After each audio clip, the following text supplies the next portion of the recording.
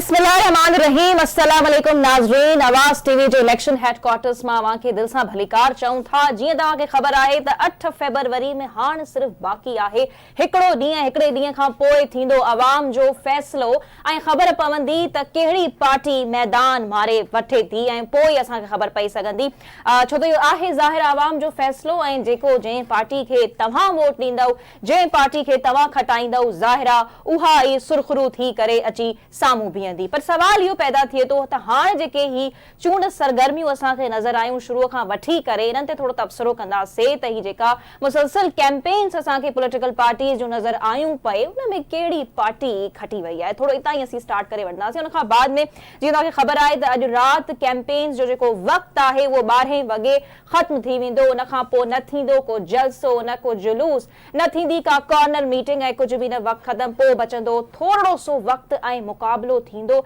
शदीद सख़्त ऐं पोइ ख़बर पवंदी त तव्हांजो फ़ैसिलो कहिड़ो बीहे थो। 128 मिलियन रजिस्टर्ड वोटर्स आहिनि, उहे यकीनन वोट कंदा उन ॾिहाड़े ते। पर जेके मजमूई तौर ते कैंडिडेट्स आहिनि, कंटेस्ट कनि था इलेक्शन, उहे टोटल 18,000 कैंडिडेट्स हिस्सो वठनि पिया, उहे कंटेस्ट करण वञनि पिया इलेक्शन। मजमूई तौर ते जेकॾहिं सीट्स जी बि ॻाल्हि कयूं त टोटल नेशनल असेंबली जूं पूरे मुल्क में 336 ऐं 739 प्रोविंशियल असेंबली जूं सीट्स आहिनि। सो शुरूआत नाज़रीन करे वठूं था त ही जेके कैंपेन्स वारो सिलसिलो हुयो, इहो मूंसां साथी एंकर हिन वक़्तु असां सां ज़बरदस्त प्रोफेशनल टीम आवाज़ टीवी न्यूज़ जी गॾु वेठी आहे। मूंसां साथी एंकर अलीज़ा मंगी साहब बि मौजूदु आहिनि। हाणे उन्हनि जी तरफ़ या वधंदसि त उहो असांजे ॿियनि वेठल प्रोफेशनल क़िस्म जे मेहमाननि जो ज़बरदस्त पैनलिस्ट जो तारुफ़ कराइनि। जी अलीज़ा। बड़ी मेहरबानी लैला। बिल्कुलु नाज़रीन, त हिन वक़्तु पुरजोश आहे ऐं पुरुमीद बि आहे, छाकाणि त जेसीं ताईं मुल्क में चूंडूं नथियूं थियनि तेसीं ताईं सियासी इस्तेहकाम नथो अची सघे। हिन जे लाइ चूंडूं अणटरनि ऐं 8 फरवरी ते इनशाअल्लाह चूंडूं थियण वञनि पियूं। हिकु ॾींहुं रहिजी वियो आहे। जीअं तव्हां ॻाल्हि कई त इलेक्शन कैंपेन में सिर्फ़ु कुझु कलाक बचिया आहिनि ऐं उनखां पोइ न को जुलूस थींदो, न का गॾिजाणी थींदी ऐं 8 फरवरी ते अवाम पंहिंजो फ़ैसिलो ॿुधाईंदो। ऐं कैंपेन जे हवाले सां ॻाल्हि कंदासीं त अवाम वटि केरु वञी सघियो, अवाम वटि वधीक केरु पॉपुलर आहे, पाण हिन ते बि ज़रूरु ॻाल्हि कंदासीं। मंशूर केरु ॾेई सघियो ऐं कहिड़ी पार्टी जो कहिड़ो मंशूर आहे, पाण हुन ते बि ॻाल्हि ॿोल कंदासीं। ऐं ख़ासि तौर ते लैला पाण इन शइ खे बि ज़रूरु अॼु डिबेट में आणींदासीं त कहिड़नि कहिड़नि तकनि ते वॾा मुक़ाबला आहिनि ऐं कीअं मुक़ाबला आहिनि, पाण हुन ते बि ॻाल्हाईंदासीं। असांखे हिन वक़्तु स्टूडियो में असांखे जॉइन कयो आहे सीनियर सहाफ़ी आहिनि, सीनियर एंकर पर्सन आहिनि फयाज़ नाइद साहब। नाइद साहब तव्हांखे भलीकार चऊं था। हुन सां गॾो गॾु जी असां सां गॾु आहिनि सीनियर सहाफ़ी आहिनि, एंकर पर्सन आहिनि मोहसिन बबर साहब। मोहसिन साहब तव्हांखे बि भलीकार कयूं था। पंहिंजे डिबेट जी शुरूआत कयूं था लैला। त जेको असां फयाज़ साहब तव्हां ॾे ईंदुसि त जेको कैंपेन आहे, पाण मुख़्तसर इन ते ॻाल्हाए वठूं त कैंपेन जो असर छा हुजे थो। जीअं गुज़िरियल ॾींहुं पाकिस्तान पीपल्स पार्टी जे चेयरमैन जी अॻवानी में कराची में रैली निकिती, अॼु उन्हनि लाड़काणे में जलसो कयो आहे ऐं काफ़ी वक़्त खां वठी पूरे पाकिस्तान जे मुख़्तलिफ़ इलाइक़नि में पाकिस्तान पीपल्स पार्टी जलसा करे पई। मुस्लिम लीग नून जे लाइ इहो ज़रूरु आहे त हू सिर्फ़ु पंजाब ते महदूद रही आहे, सिंध ऐं बलूचिस्तान में उन्हनि का एक्टिविटी अहिड़ी का ख़ासि तौर ते न कई आहे। जी फयाज़ साहब, over to you. Thank you very much. सभ खां पहिरियों त आवाज़ टीवी जे नाज़रीन खे सलाम पेश कंदे मां तव्हांजे सवाल जे जवाब ते थोरो मां तव्हांजे लाइ इहो सवाल कयो पिया त मुंहिंजो दिलि थोरो भरिजी आयो, छाकाणि त पीपल्स पार्टी जे पारां आख़िरी जेका कैंपेन असां ॾिठी एॾी भरपूर नमूने सां, उहा शहीद राणी मोहतरमा बेनज़ीर भुट्टो साहिबा पाण इलेक्शन कैंपेन 2007 में कई हुई। ऐं उहा जेका कैंपेन हुई न, उहा कैंपेन दरअसल ईअं सम्झो त जेका हिकिड़े रूह सां हलायल कैंपेन हुई ऐं बिल्कुलु उनमें उन वक़्तु जेके चैलेंजिस हुया मुल्क खे, दहशतगर्दी हुई, उरूज ते पंहिंजे उरूज ते दहशतगर्दी हुई ऐं डिक्टेटरशिप मुल्क जे अंदरि मुशरफ जी सूरत में वेठल हुई ऐं 3 नवंबर ते वरी ॿी एमरजेंसी जो नफ़ाज़ थियो। उन्ही जे हवाले सां उन सॼी सूरत हाल में जेका बीबी साहिबा जेका कैंपेन हलाई हुई ऐं रोज़ उन जेको आख़िरी जलसे में ॿुधायो त रोज़ मूंखे ॿुधाइनि था त हिते न वञ, हिते दहशतगर्द वेठो अथई, हिते ख़ुदकश वेठो अथई, हे कयो अथई।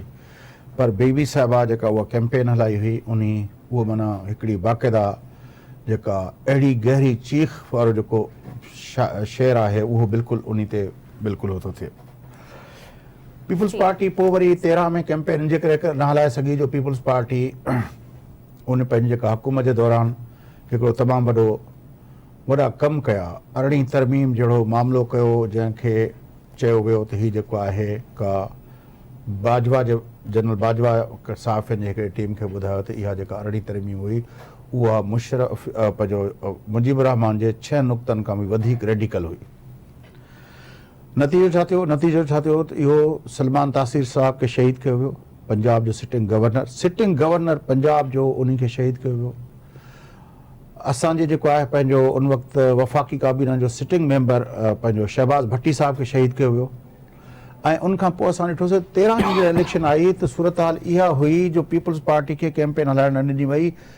आसिफ ज़रदारी साहब प्रेसिडेंट हुया, प्रेसिडेंसी में वेठा हुया। माज़रत इंटरफेयर करण जे लाइ त असां शायद थोड़ो पोइते वञूं पिया, फिलहाल थोड़ो हिन वारे वक्त ते अची वञो त जेको एक्साइटमेंट लेवल तमाम वधियल आहे, कैंपेन थोड़ो ॿुधायो त कहिड़ी पार्टी उते ई तव्हांखे खणी पियो अचां त इहा जेका कैंपेनिंग जो सिलसिलो उते रुकियो हुयो, पीपल्स पार्टी जे पारां पीपल्स पार्टी खे रोकियो वियो। हाणे वञी उहा पीपल्स पार्टी जे लाइ उहो स्पेस खुलियो आहे ऐं पीपल्स पार्टी जेका कैंपेन हलाई आहे ऐं असां त खणी सिंधी मीडिया मजमूई तौर ते उन ते इहो इल्ज़ाम लॻंदो आहे उहो प्रो पीपल्स पार्टी आहे, पर पूरे मीडिया पाकिस्तान जी इन ॻाल्हि ते इतफ़ाक़ थी करे त हिन वेरे सभ खां मुअसर अगरि कैंपेन का हलाई आहे त उहो पाकिस्तान पीपल्स पार्टी हलाई आहे। सभ खां पहिरें शुरू कयूं बिलाल भुट्टो ज़रदारी साहब जलसा शुरू कया, उनखां अलावा आसिफ ज़रदारी साहब मुख़्तलिफ़, मूंखे यादि आहे 3 नवंबर जो जेको जलसो कोयटा में थियो, आवाज़ टीवी जे पारां मां पाण उन जलसे खे कवरेज लाइ वियो हुउसि।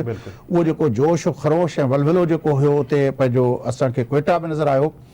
ऐं उनखां पोइ केपी जे अंदरि जेके जलसा कया, वर्कर कन्वेंशन थिया ऐं उनखां पोइ बिलावल साहब अकेले सिर न कई पर आसफ़ा उनजी भेण आसफ़ा भुट्टो साहिबा बि आई, ज़रदारी साहब पाण आयो केतिरनि जायुनि ते, कुझु जायुनि ते बल्कि असांजी पंहिंजो मोहतरमा फरियाल टालपुर साहिबा कई, भरपूर कैंपेन हलाई। ऐं उनखां पोइ पहले इलेक्शन जे मंशूर जो ऐलान पहिरें थियो।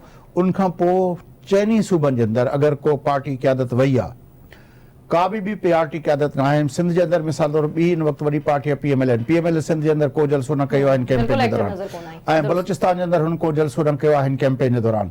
1-2 जलसा हुननि KP में कया आहिनि जेको मानसरा में जितां नवाज़ शरीफ़ साहब जो पंहिंजो तक आहे, अदरवाइज़ KP में बि हुनजी का कैंपेन न आई आहे। हिकिड़ी वाहिद पार्टी आहे जेका KP बलोचिस्तान सिंध ऐं पंजाब जे बि सदरन तोड़े दादरन ऐं सेंट्रल पंजाब सभिनी इलाइक़नि में हुननि कैंपेनिंग कई आहे। मुंहिंजे ख़्याल में पीपल्स पार्टी हिकु दफ़ो ॿीहर इहो साबित कयो आहे त जॾहिं लेवल प्लेइंग फील्ड मिले थी त पीपल्स पार्टी कैंपेन हलाइण ॼाणे, पीपल्स पार्टी मोबिलाइज़ेशन करणु ॼाणे। ऐं मां वरी पंहिंजी ॻाल्हि उन ते ख़तमु थो कयां त बीबी साहिबा जो वक़्तु रिवाइव थियो आहे हिन कैंपेन ते। बिल्कुल जेका तव्हां इहा ॻाल्हि कई ऐं कल्ह बि आउं जॾहिं मुख़्तलिफ़ टीवी चैनल्स ॾिसां पई त साॻी ॻाल्हि थिए पई त जेका ॻाल्हि बिलाल भुट्टो ज़रदारी पंहिंजो रैली लीड कई पए, उन्हनि 77 जी यादि ॾियाराए छॾी, कंहिंखे ज़ुल्फ़िकार अली भुट्टो साहब यादि अची विया, कंहिंखे शहीद बीबी यादि अची वियूं। त वासिन साहब कैंपेन जे हवाले सां तव्हां बि थोरो ॿुधायो त छा ज़बरदस्त क़िस्म जी कैंपेन हिन भेरे महज़ पीपल्स पार्टी लीड कंदे तव्हांखे नज़र आई?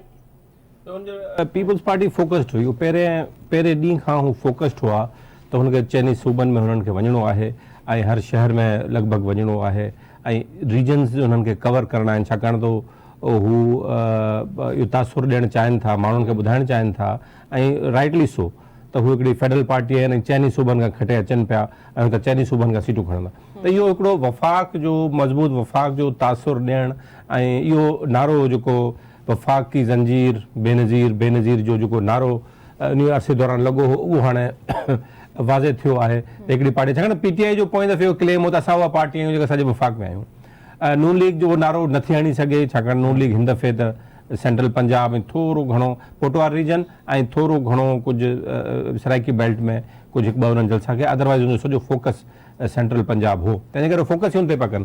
त हुननि जी जेका कैंपेन आहे उहा पंजाब ते फोकस हुई आहे। अॼु राति आख़िरी जलसो हुननि खटिया हिकिड़ो इलाइक़ो आहे कुसूर ज़िले में, उते उन्हनि कयो ऐं उन खां पोइ हुननि जी कैंपेन ख़तमु थी वई। अॼु बिलावल जेको आख़िरी जलसो कयो उहो लाड़काणे में कयो ऐं हुनजी कैंपेन उते ख़तमु थी। त हुननि पंहिंजे होम टाउन्स में पंहिंजा जलसा कया ऐं हाणे उते पंहिंजे हूंदा।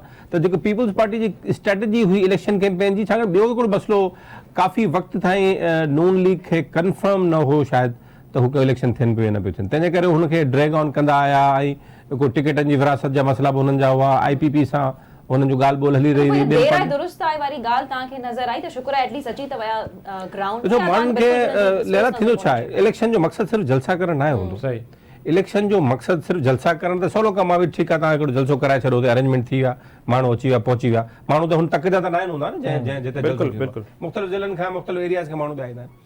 इलेक्शन नालो आहे हिकिड़े मोमेंटम जो, इलेक्शन नालो आहे हिकिड़ी सियासी गहमा गहमे जो, इलेक्शन नालो आहे हिकिड़ी सियासी ईद जो। माण्हुनि खे सियासी ईद करार इन करे ॾियां थो, हर घर में हर पाड़े में इलेक्शन जी ॻाल्हि हूंदी आहे, केरु थो खटे, तो चौधारी हिकिड़ो चूंड जो हिकिड़ो चहचिटो आहे, मेलो हूंदो आहे, इन सियासी मेले खे एंजॉय करणु खपे। ऐं मां सम्झां थो पीपल्स पार्टी इलेक्शन कराइण जे लाइ जेका ही कैंपेन थी आहे ऐं जेको इलेक्शन जो कराइणु आहे उनजो क्रेडिट पीपल्स पार्टी खे ॾियणु इन करे घुरिजे त बीठा रहिया। सिर्फ़ु हिकिड़ी पीपल्स पार्टी जेको हिकिड़ो क़दम जेकॾहिं पोइ हिते हटाया है न इन इलेक्शन थियण ऐं न थियण जे मामले में, ही चूंड न थियनि हा। सही सही फैज़ साहब, जीअं तव्हां बि ॾिठो, असां सभिनी ॾिठो, पूरे पाकिस्तान जे आवाम ॾिठो त जीअं चूंड मुहिम शुरू थी या चूंड जूं ॻाल्हियूं थियूं त मुल्क में अमन अमान वारी सूरत हाल बि बिगड़जणु शुरू थी वई। ऐं जीअं गुज़िरियल ॾींहुं बि थाणे ते थियो, एडेरा इस्माइल खान में बि हमिलो थियो, उनखां पहिरियां खुशदार में ऐं कोइटा में कैपी में बि इहे मामला थिया, त उनजे बावजूदि बि पाकिस्तान पीपल्स पार्टी कैंपेन पंहिंजी हलाई आहे। मुस्लिम लीग नून सिर्फ़ु पंजाब ताईं महदूद रही, या जीअं मोहसिन साहब ॻाल्हि कई त उहो पंहिंजे कुझु रीजन ताईं महदूद रही, त उनजे पुठियां कहिड़ा कारण जो पीपल्स पार्टी जेको आहे इंटरव्यूज़ ॾियण में बि काफ़ी असांखे ओपन नज़र आई, हू हर कंहिंखे पंहिंजो पॉडकास्ट में एक्टिव नज़र आया। पंहिंजो नून लीग खे जॾहिं ॾिसूं था त या नवाज़ शरीफ़ साहब जी ॻाल्हि कयूं, हिकिड़ो इंटरव्यू ॾिनो मोहसिन साहब या फयाज़ साहब इन ते बि, हा, इन जे पुठियां कहिड़ा कारण जो हू पाण खे महदूद रहिया ऐं उन्हनि बलोचिस्तान में या सिंध में उन्हनि का अहिड़ी एक्टिविटी न कई। ॾिसो नून लीग मुंहिंजे हिसाब सां मोहसिन साहब उन ते तबसरो भली कनि ऐं उनजो व्यू पॉइंट बि असां ॿुधणु चाहींदासीं। मुंहिंजे हिसाब सां त नून लीग जो मसइलो हिन भेरे इहो हुयो त हुननि वटि का शइ ॿुधाइण लाइ हुई कोन, मतिलबु उहो त छॾे छॾियऊं, उहो त छॾे ॾिनऊं, ठीकु आहे न। हाणे पाकिस्तान को नवाज़ दो जी ॻाल्हि कनि था पिया, उहो जेको ख़ुदि हुनजो स्लोगन आहे उहो ख़ुदि हिकिड़ो डिबेटेबल आहे त तव्हां छा था चओ त पाकिस्तान मुहताज आहे त नवाज़ शरीफ़ खां सवाइ नथो हली सघे, नंबर 9, या तव्हां पाकिस्तान खे नवाज़णु चाहियो था, माना पाकिस्तान तव्हांजे नवाज़िशुनि जो पंहिंजो मुतमनी आहे। ॿिन्ही सूरतुनि में इहो जेको स्लोगन आहे उहो कंहिं बि तरह अवामी स्लोगन कोन्हे, शख़्सियत फोकस्ड आहे, पर्सनैलिटी फोकस्ड आहे, ऐं यकीनी तौर ते उनजो जेको आहे इम्पैक्ट कंहिं बि तरह ते अवामी न आहे। उनजी भेट में जेको पीपल्स पार्टी स्लोगन ॾिनो आहे उहो चयो आहे त चुनो नई सोच को। हाँ, इन ते वॾा सवाल उथनि पिया त छा उन्हनि पंहिंजो मटाए त न छॾियो आहे विजन?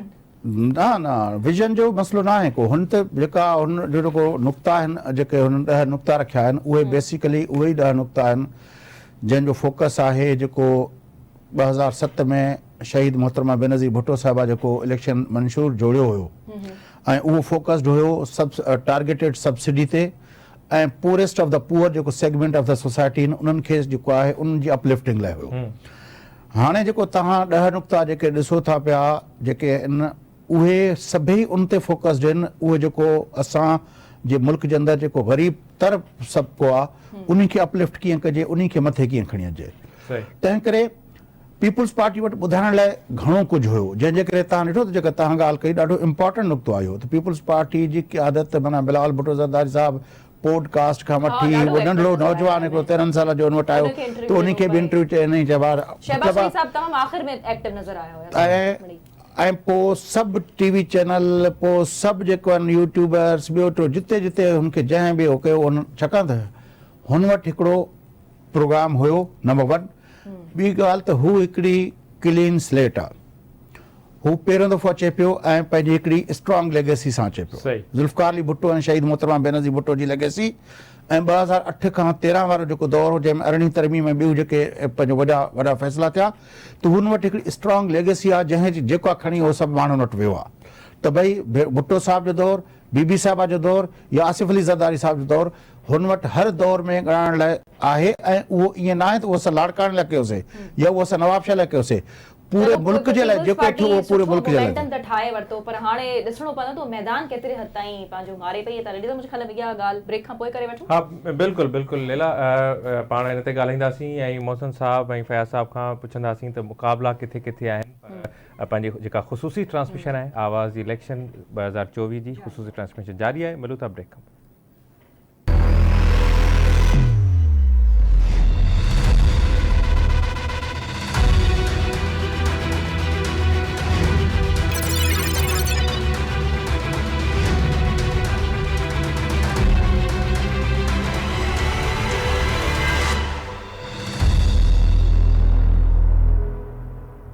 बैक नाज़रीन। आवाज़ टीवी ते इलेक्शन जी ख़ुसूसी ट्रांसमिशन ये जारी आहे। 8 फरवरी हाणे तमामु वेझो अची पहुती आहे। असीं डिस्कस कयूं पिया त जिन सियासी पार्टीज़ जोड़ियो ठीक ठाक क़िस्म जो मोमेंटम उन्हनि ते ॻाल्हि हले पई। असां एनालिस्ट चवनि था त पीपल्स पार्टी तमामु ज़बरदस्त क़िस्म जी कैंपेन कई आहे, पर ॻाल्हि इहा आहे ॿियूं बि पार्टीज़ मैदान में हुयूं ऐं जीअं अली रज़ा ॾाढी इंपॉर्टेंट ॻाल्हि कई सिक्योरिटी कंसर्न्स खे वठी करे, उन ते बि ॻाल्हायूं था अली रज़ा। पर उन खां अॻु में कैंपेन वारो थोरो मुकमल करे वठूं था त PTI बि हुई पार्टी मैदान में, जंहिंखे एॾनि ॾुखियाइनि जो साम्हूं करिणो पियो केसिस जी ॻाल्हि कजे। ऐं मां सम्झां थी त हुननि खे शायदि कैंपेन जी ज़रूरत ई कोन्हे, हुननि जी त डायरेक्ट पंहिंजो कैंपेन थी वञे पई। केसिस रोज़ाना PTI वाज़ इन हेडलाइंस, तव्हां न पिया सम्झो त हुननि जी ऑटोमेटिक बेसिकली एंटी कैंपेन हुई। अच्छा, ये बेसिकली एंटी कैंपेन हुई। तो हुननि जो कैंपेन जो फोकस हो, उन्हनि जो प्राइमरी फोकस हो जेकॾहिं बैट मिलियो त ठीकु आहे, जेकॾहिं बैट न मिलियो त पोइ छा जी कैंपेन। तो हुननि जी ग्राउंड ते कैंपेन ठीकु आहे। हिकिड़ी ॿी ॻाल्हि बि आहे भाई हुनखे न करण ॾिनी वई किथे काफ़ी हंधनि ते पंजाब में जलसनि जी इजाज़तूं न पियूं मिलनि, काफ़ी एंड टाइम तो उहा कैंपेन हुनखे ग्राउंड ते न मिली। हुननि जो सॼी कैंपेन जो 90% जेको फोकस आहे वो that is on social media. और सोशल मीडिया ते जो फोकस हले पियो उन ते हाणे केतिरी कामयाबी माणनि था। जेको रूरल वोटर आहे उन्हनि जे लाइ निकिरंदो न निकिरंदो। ऐं उन करे लाहौर जो जेके काफ़ी जेके सीटूं आहिनि, ख़ासि तौर ते कराची में बि आहिनि, उनमें जेके हुननि जा जेके डॉक्टर यास्मीन राशिद आहे 130 ते, उहा जेल में आहे। उहा कैंपेन जेको माण्हू ॿाहिरि न आयो कैंपेन अंदरि जेल मां कैंपेन हाणे ॾुखी आहे न। तव्हां शहर में तव्हां मैसेज माण्हुनि ते पहुचाए सघो था, जल्दी पहुची सघे थो, सोशल मीडिया जे थ्रू पहुची सघे थो, व्हाट्सएप ग्रुप्स में पहुची सघे थो। उते मोबिलाइज़ेशन तव्हांजी सॼी डिजिटल मोबिलाइज़ेशन आहे, उहा ऑन ग्राउंड रोडनि ते आहे कोन। मसइलो इहो थियो PTI सां इहो प्रॉब्लम थियो, उहो सॼे 2018 जी कैंपेन में जनरल फैज़ हमीद साहब जे कुल्हे ते हलिया पिए। उहो ॿार जेको तव्हां खणंदा आहियो न पाण में घर में, उनखे खणी हलंदा आहियो त ठीकु आहे, पोइ जॾहिं हुनखे हेठि रखंदा आहियो त रोअणु शुरू कंदो आहे। त हाणे उहो हिन 2023 में 2024 में जनरल फैज़ हमीद साहब आहे कोन, त तंहिंजे करे जेकॾहिं चलो इहो थी वियो, पाकिस्तान में थींदो रहियो आहे पॉलिटिकल पार्टीज़ खे कुल्हे ते रखी लॉन्च कयो वेंदो आहे और बाद में वो जीअं ॿार हलण सिखंदो आहे, ॿार लहे आहे 5 साल में को बाबड़ा पाया, को थोरो बी आहे, को हले आहे, हुन न हलणु सिखियो, हुन सम्झो त न मूंखे तव्हां कुल्हे ते खणी हलाईंदव। तंहिंजे करे PTI जो मसइलो इहो रहियो ऐं अॼु ताईं बि कुल्हे जे इंतज़ार में आहिनि। मां पहिरीं ॾींहुं खां चवां पियो बाबा हलणु सिखो, हलणु सिखो, साल 2 साल 3 साल लॻंदा तव्हांखे, ऐं हुन 2 साल 3 साल लॻण खां पोइ जेको आहे तव्हांखे त हलणु था सिखी पियो। इहो सभिनी खां वॾो PTI जो ड्रॉबैक रहियो आहे। हुननि खे आपणी घोट त नशा थी वारो करणु खपे हा कमु इलेक्शन कैंपेन में। ऐं मसइलो थियो ॿियो हिकिड़ो प्रॉब्लम थी वियो, हुननि सॼो पंहिंजो ज़ोर रखी छॾियो, सॼो जेको इलेक्शन कैंपेन जो स्ट्रेटजी जो ऐं सभु उन वकीलनि जे हवाले करे छॾियो। हाणे वकीलनि जे जॾहिं हवाले था करे छॾियो, हुनमें घणे भाङे वकील उहे आहिनि जिन कॾहिं बि इलेक्शन स्ट्रेटजी कोन कई आहे, इलेक्शन कैंपेनिंग कोन कई आहे, तकनि में विया कोन्हनि कॾहिं, घणे भाङे तव्हां चओ त वकीलनि PTI खे बोड़े छॾियो बाक़ाइदा। हिकिड़ो सवाल मां ॻंढींदुसि पंहिंजो, त फैज़ साहब जेके फ़ैसिला आया, तुषार खाना जो फ़ैसिलो आयो या इद्दत में निकाह वारे जो फ़ैसिलो आहे, इन सां PTI खे नुक़सानु थियो, फ़ाइदो थियो? बेट न मिलण सां त डेफिनेटली हुननि खे ॾाढो लॉस थियो। ॾिसो PTI जो मसइलो जेको आहे उहो इहो आहे त हिकिड़ी हिकमत अमली आहे। सवेर मूं जेको प्रोग्राम जे शुरू में जेको ॻाल्हायो पियो, 8 में पीपल्स पार्टी आई, 13 में पीपल्स पार्टी दीवार सां लॻाए छॾियो। वरी नवाज़ शरीफ़ खे आंदऊं, 18 में नवाज़ शरीफ़ दीवार सां लॻो पियो हुयो। इमरान ख़ान खे आंदऊं, हाणे इमरान ख़ान दीवार सां लॻो पियो आहे। हिकिड़ी त असांखे इहो तव्हांखे लॻंदो त भली PTI बामड़ा पाइणु सिखी या न सिखी, पर हिकमत अमली ठाहिण वारनि जेको हिते कनि था पिया, उन जी इनोवेशन असांखे नज़र नथी अचे। साॻी जेको आहे उहो पंहिंजो टैक्टिस, साॻी तरीक़ेकार, उहो साॻिया केस। अॻे भेरे तव्हां ॾिसो 14 साल सज़ा नवाज़ शरीफ़ खे मिली, हाणे उहो 14 साल भले सज़ाउनि में बि हेर फेर कोन था कनि। हालत इहा आहे। मां उहे चवां थो त इहो जेको सॼो सिलसिलो आहे, इहा ॻाल्हि असांखे सम्झणु घुरिजे त हिन मुल्क जे अंदरि हिन वक़्तु जेको PTI सां थिए पियो, इहा ॻाल्हि यूनिक ॻाल्हि कान्हे का। इहो असां को ॾिसंदा ईअं न, उहो ॿी ॻाल्हि आहे, हुननि जे पार्ट ते ॿी ॻाल्हि आहे, पर जेको दीवार सां लॻाइण वारी जेके क़ुवतूं आहिनि उन्हनि दीवार सां लॻायो, उहो त हर कंहिंखे नज़र अचे थो। कसूर दीवार सां लॻाइण वारनि जो हुयो, पाण बि त थोरो सो पॉलिटिकली एक्टिव थिया न। कसूर त उन्हनि जो हुयो जन 18 में बढ़ियो अची पीपल्स PTI खे, पर असां थोरो प्रेजेंट ते ॻाल्हायूं त हू पॉलिटिकली केतिरो स्ट्रांग आहे, स्ट्रेटजीस केतिरियूं हुननि ॾिसो में? साहब चयो त उन्हनि सिखियो ई स्ट्रांग कोन्हे, जी उन्हनि ॻाल्हि आहे त पंहिंजे- सोचनि था असांखे जो हिसो ई न असांखे बणिया। उमेद न हुई त पीटीआई सां गॾु उनजे बानी सां गॾु एतिरा माण्हू बीह रहंदा। एक्सपेक्ट इहो कयो पियो त जॾहिं बि हैमर अप थींदो ही डिस्पर्स थी वेंदा, पर जंहिं पोजीशन में ही बीठा आहिनि, माण्हू जेलनि में आहिनि, लिकल आहिनि ऐं पोइ बि पंहिंजी उन्हनि जी पंहिंजी पार्टी सां बीठा आहिनि, इहा उमेद न हुई कंहिंखे। तंहिं करे मां सम्झां थो त ही जेका मोहसिन साहब ॻाल्हि करे थो पियो न, त हू पंहिंजे पेरनि ते बीहनि बामड़ा खाइण, हिन इलेक्शन में उहो नज़र अचे पियो त हू बीह रहिया आहिनि। पीटीआई जी ॻाल्हि यस कयो। अच्छा, यस, हू पंहिंजे पेरनि ते बीह रहिया आहिनि, जंहिंजे करे अॼु बि उन्हनि जी हेॾी सारी का लिस्ट आहे ऐं सभिनी तकनि ते उन्हनि जा माण्हू बीठा आहिनि। भली उनखे तव्हां कैंपेन हलाइण ॾियो, जलूस न करण ॾियो, पर माण्हू त बीठा काफ़ी माण्हू विड्रॉ बि त करे विया। सही, अलीज़ा, बिल्कुलु, हिकिड़े बिल्कुलु, ॻाल्हि बिल्कुलु, करे बिल्कुलु, थी। ऐं जेके बीठल आहिनि, तव्हां उन्हनि जो नंबर त ॾिसो। एॾी उमेद पीटीआई में न हुई, छाकाणि त पीटीआई ठाहियल ई ईअं हुई जीअं काफ़ली कंहिं ज़माने में ठाही वई। उमेद इहा पई कई वई त ही शायदि ईअं डिस्पर्स थी वेंदा, पर मुंहिंजे ख़्याल में जेका मोहसिन साहब जी जेका मतिलबु थोरो सो जेका हुनजी disagree कयो रिक्वायरमेंट आहे न, त भई पंहिंजे पेरनि ते बेरो बीह रहिया जी, आहिनि। अलीज़ा। साईं जी सलाह हाणे वॾी अथनि। जी, जी। थोरो जेको हिन मुक़ाबलनि ते पाण ॻाल्हाए अच्छा, वठूं त ख़ासि हिन तौर मोहसिन ते साहब जो हिन ते रिस्पॉन्स वठो न अलीज़ा। ही ॾाढो इंटरेस्टिंग इंटरेस्टिंग सूरत-ए-हाल पैदा थी वई आहे। जेकॾहिं बीह रहनि हा इन ॻाल्हि ते ऐं पंहिंजनि पेरनि ते बीह रहनि हा त हिकिड़े तक में 5 माण्हू न बीहारनि हा। हींअर बि 5 माण्हू बीठा आहिनि तकनि ते, 4 माण्हू बीठा। पंजाब में सूरत इंतहाई ख़राबु आहे। सही। अॼु ताईं बि वोटर कंफ्यूज़ आहे पंजाब जे वॾनि शहरनि जो, असांजो उम्मीदवार केरु आहे। हू पाण बीठा आहिनि ऐं ज़ाहिर आहे बीहारे बि विया आहिनि, कुझु बीह रहिया आहिनि। पर हिकिड़ो ॿियो मसइलो आहे न, हिकिड़ो जेकॾहिं हा हिन जो ॿियो फैज़ साहब जी ॻाल्हि बिल्कुलु ओके, बिल्कुलु मां तस्लीम कंदुसि।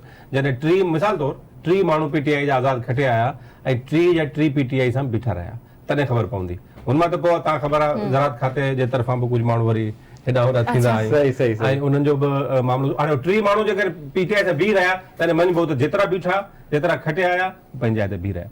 सो इहो अञा ॾिसणो पवंदो त इहो इलेक्शन खां केतिरा अचनि था। पर हींअर जेके नंबर अचनि पिया उहे चवंदा त खटण बि त ॾियो न। 4 माण्हू बीहंदा त 4-5 माण्हू बीहंदा त कीअं घटींदा? तंहिंजे करे साॻी पार्टी जा 4 माण्हू बीहंदा त डेफिनेटली नुक़सान थींदो, वोट ज़ाया थींदो। उहो आहे ॾिसो केरु आहे पॉलिटिकल माण्हू, मूंखे ॿुधायो डिसाइड करे केरु पियो। पाण वेठा आहियूं पीटीआई जो, मूंखे ॿुधायो डिसीजन मेकिंग प्रोसेस में केरु माण्हू बानी पीटीआई करे कहिड़ा? बानी PTI is in the jail. पर वकील वञी करे उन्हनि सां election process is a day to day affair and every single minute you have to take decisions. ठीकु आहे, हुनमें किथे आहिनि 2 टे ॾींहं 4 ॾींहं हफ़्ते में 1 दफ़ा मुलाक़ात थिए थी, हफ़्ते में 2 दफ़ा मुलाक़ात थिए थी। मेन शइ त उन्हनि वटि ईंदी हूंदी। मेन स्ट्रेटेजी माइक्रो स्ट्रेटेजी त ॾिसो न, उहे जेके हींअर माण्हू वेठा आहिनि हलाईंदा न, उनमें तव्हांखे हिकिड़ो बि मैच्योर पॉलिटिकल माण्हू नज़र न ईंदो। उहे सभु किथे जेलनि में आहिनि, ॿिए पासे आहिनि, त उहे वञी हलाइनि। उनजे लाइ ज़रूरी आहे ॾिसो नून लीग ऐं पीपल्स पार्टी वटि तकनि ते यूसी लेवल ते हिकिड़ा मैच्योर माण्हू वेठा आहिनि, जेके 10 पोलिंग स्टेशन, बाबा 20 पोलिंग तूं संभालींदे, 15 पोलिंग तूं संभालींदे, तंज़ीम थियल आहे। हिन वटि माण्हू आहिनि, डिस्पर्स आहिनि। नून लीग जी थोड़ी वधीक। अच्छा, इन ते हिकिड़ो सवाल आहे, मूंखे इजाज़त ॾिजो ऐं पोइ जेको आहे अॻिते वधूं था।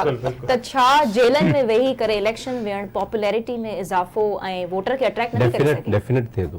पर अॻे मसइलो ॾिसो न, मूं अॼु हिकिड़ी वीडियो ॾिठी पई अॼु कंहिं शहर में, उहो बानी पीटीआई जो के वरी 3-4 माड़ बिल्डिंग हुई, हुन ते वॾो पोस्टर जो लायो, इफ़्तार कनि पिया, हुन ते ख़ुशि थियनि पिया। वीचारा नंढियूं ख़ुशियूं आहिनि हुननि जूं, ठीकु थी वियो। उन्हनि वॾो पोस्टर, हिकिड़ो वॾो बैनर हो तमामु वॾो, उहो लायो, हुन ते गुल हणनि पिया, उछलाइनि पिया, ठीकु थी वियो। इशू इहो आहे इलेक्शन्स पोस्टर बैनर ते पार्ट ज़रूरु हूंदो आहे। इलेक्शन डे जी ऐं प्री इलेक्शन डे जी जेका स्ट्रेटेजी ऐं जेका मैनेजमेंट हूंदी आहे बिल्कुलु मुख़्तलिफ़। इहा ॻाल्हि मोहसिन साहब जी सही आहे त जेका आहे हिकिड़ी तव्हांजो ओवरऑल जेको तव्हांजो हुआ न, हिकिड़ो तव्हांजी कैंपेन जो हिकिड़ो तासुर आहे। पर जेका मोहसिन साहब ॻाल्हि करे थो, तक जे अंदरि केतिरी मैनेजमेंट आहे तव्हांजी, उहा तक जे अंदरि मैनेजमेंट जो पीटीआई जे कैंडिडेट्स खे लॉस आहे। बिल्कुलु वरी महिरबानी। असांजी ट्रांसमिशन जेका आहे उहा लीला जारी रहंदी, बिल्कुलु जारी रहंदी आहे। अञा खोड़ कुझु आहे डिस्कस करण जे लाइ। पाण अञा शुरूआत कई आहे ऐं इन्हनि सारी सूरत-हाल ते ज़रूरु तबसरो बि मालूम कंदासीं।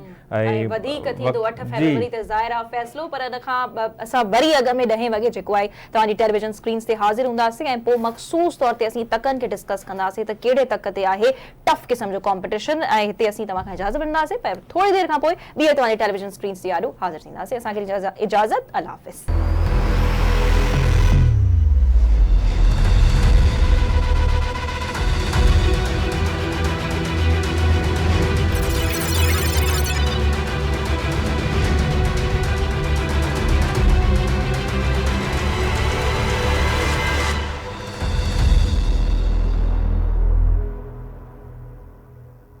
वेलकम बैक नाज़रीन। आवाज़ इलेक्शन हेडक्वार्टर्स में ॿीहर तव्हांखे आउं भलीकार चवां थी। इन खां थोरी देरि अॻु बि तव्हां सां गॾु हुयासीं टेलीविजन स्क्रीन्स ते, डिस्कशन कयूं पिया त जेकी कैंपेन आहे पॉलिटिकल पार्टीज़ जी, कहिड़ी पॉलिटिकल पार्टी जी असांजे एनालिस्ट खे तगड़ी नज़र आई, केर जेके आहिनि कैंपेन में ख़ासि करे मैदान माणींदे नज़र आया। पर हींअर हाणे जेको वक़्तु थियो आहे उनखे मद्देनज़र रखंदे कैंपेन जेकी चूंड मुहिम आहे ख़तमु थियण में बाक़ी कुझु ई थोरो ई वक़्तु बाक़ी बचियो आहे।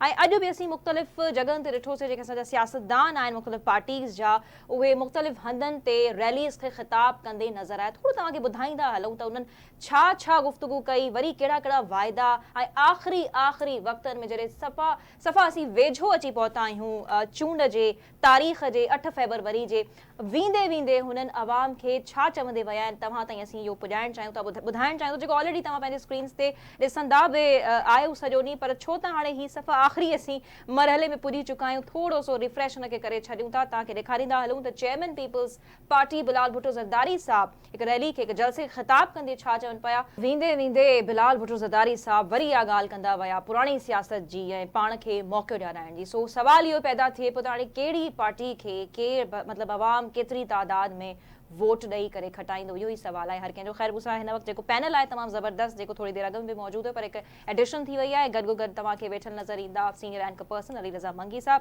ऐं तव्हां ॾींहुं हाणे वञा थी त तव्हां पैनल जो तारुफ़ कराए वठो ऐं उन खां पोइ गुफ़्तगू बिल्कुलु ख़बर आहे ऐं नाज़रीन जे इल्म में बि आहे त अॼु राति 12 बजे ताईं जेका इलेक्शन कैंपेन आहे उहा हलाए सघिजे थी। उन खां पोइ का बि कैंपेनिंग न थींदी, का बि चूंड मुहिम न हलंदी, ऐं उन खां पोइ सुभाणे वारो हिकिड़ो ॾींहुं आहे, उन खां पोइ 8 फरवरी ते चूंड मुहिम थींदी, पोलिंग थींदी, ऐं अमन मान जे हवाले सां बि ॻाल्हियूं आहिनि, पाण उन्हनि खे बि डिस्कस कंदासीं। हिन सां गॾोगॾु अॼु गौहर एजाज़ साहब ऐं मुर्तज़ा सोलंकी साहब प्रेस कॉन्फ्रेंस कई। उन्हनि में हिननि जो इहो बि चवणो त फ़िलहालु का बि कंहिं बि इलाइक़े मां, कंहिं बि सूबे मां इंटरनेट सर्विस या फ़ोन सर्विस बंदि करण या न करण जे हवाले सां का ॻाल्हि न आई आहे, का दरख़्वास्त न आहे आई। पर जेकॾहिं सिक्योरिटी खे नज़र में रखंदे जेकॾहिं का अहिड़ी दरख़्वास्त आई त उन ते गौर कयो वेंदो। पाण इन ते बि ज़रूरु ॻाल्हाईंदासीं त छाकाणि त EMS जे वसीले ई थींदियूं लेला, तव्हांखे पाण ख़बर आहे त टेक्नोलॉजीअ जो इस्तेमालु थिए पियो।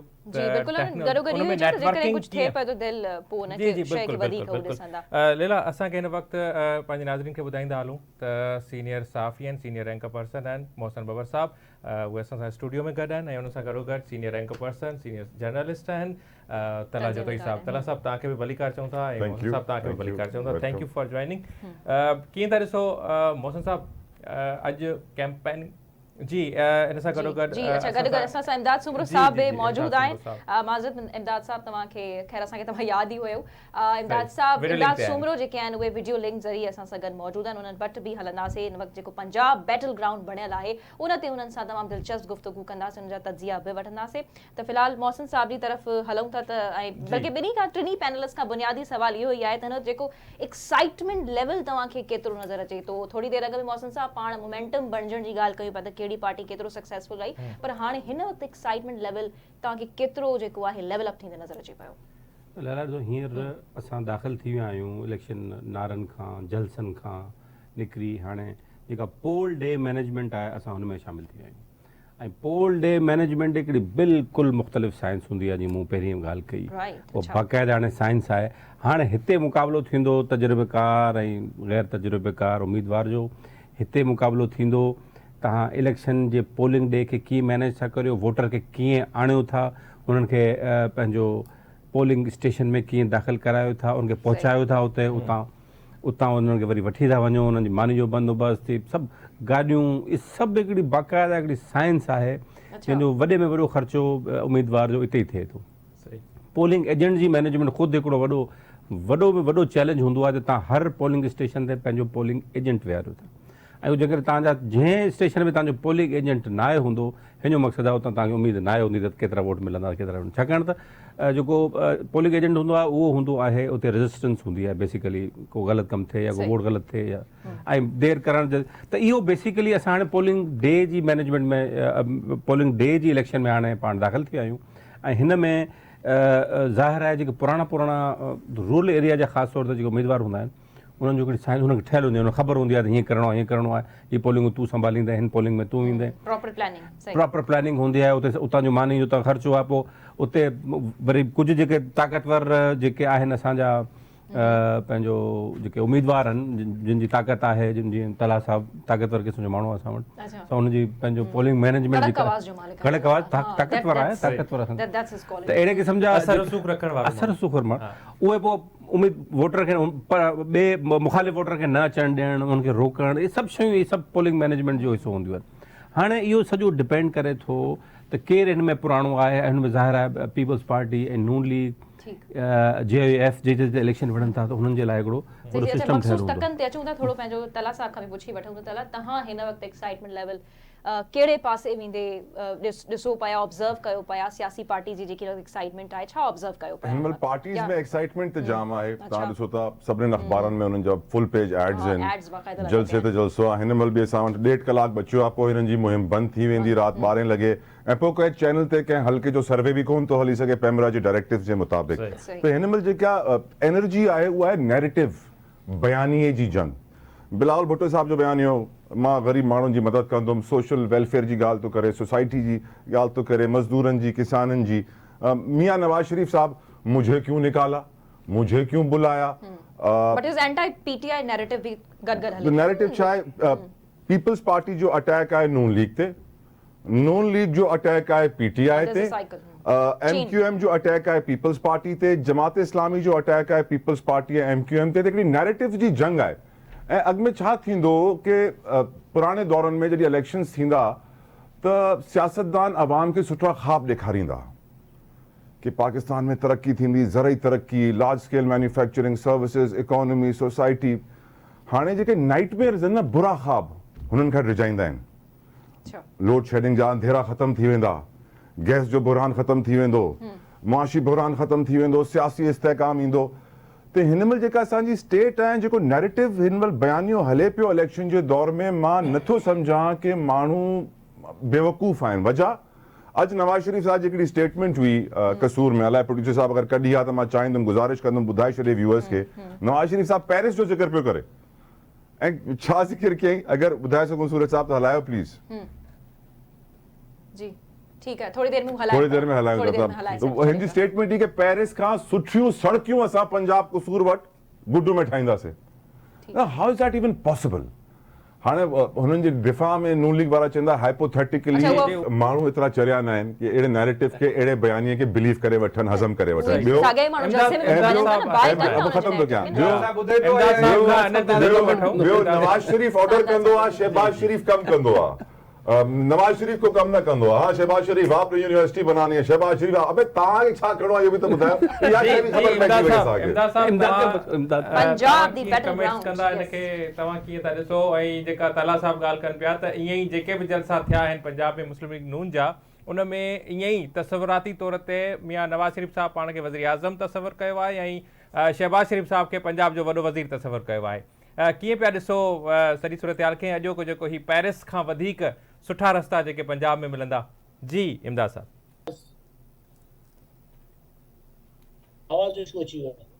जी इमदाद साहब, तव्हांखे आवाज़ अचे पियो? जी इमदाद साहब ॻाल्हायो, अचे पियो तव्हांखे? आवाज़ अचे पियो मूंखे? जी जी बिल्कुलु अचे पियो। जी प्लीज़।